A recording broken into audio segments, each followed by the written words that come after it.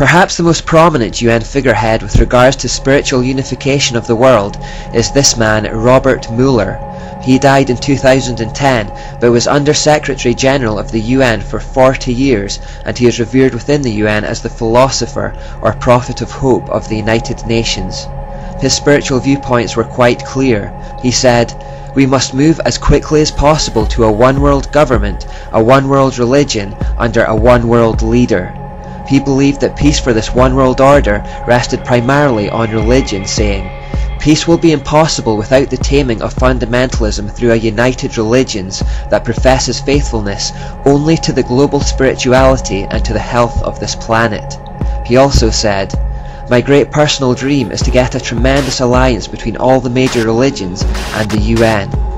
Because he held one of the top jobs in the UN for 40 years, he obviously had huge influence on the goals of the organisation, but the problem goes much further than that, because as well as being the driving force behind the spirituality of the UN, he also created something called the World Core Curriculum, which, as the name suggests, is intended to be an education program or framework for the entire world.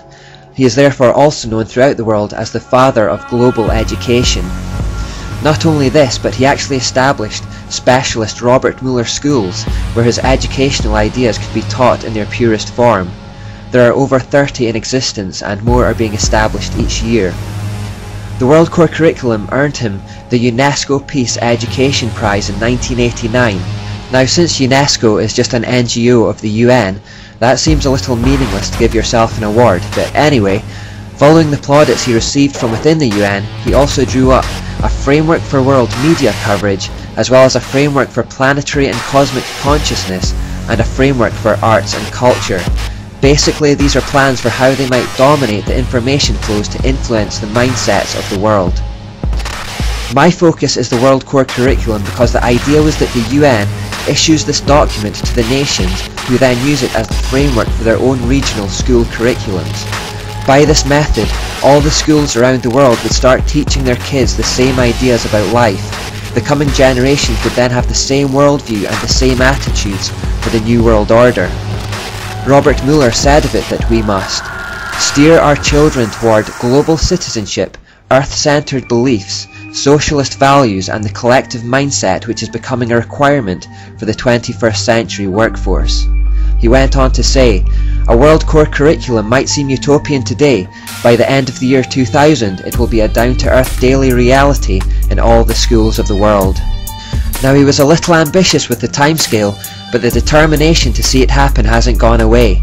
Here in Scotland, a new curriculum has just been introduced called the Curriculum for Excellence, and although it has been heavily criticised by parents and by teachers alike, it openly bases itself on UN frameworks, and one of its key components is preparing children for global citizenship, and it uses phrases like the child's well-being and well-becoming. Most people wouldn't pick up on that, but we know from the evolution part that the word becoming is an occult term for the evolution towards godhood.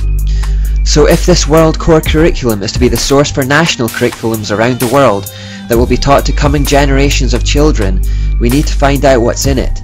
Robert Mueller wrote in the World Core Curriculum notes that the underlying philosophy upon which the Robert Mueller School is based will be found in the teaching set forth in the books of Alice A. Bailey. The school is now certified as a United Nations associated school providing education for international cooperation and peace. So this whole curriculum that is to be implemented around the world and which is to be fed to every child on the planet to prepare them for a one world government rests upon the philosophies of this one woman called Alice A. Bailey. We better find out more about her.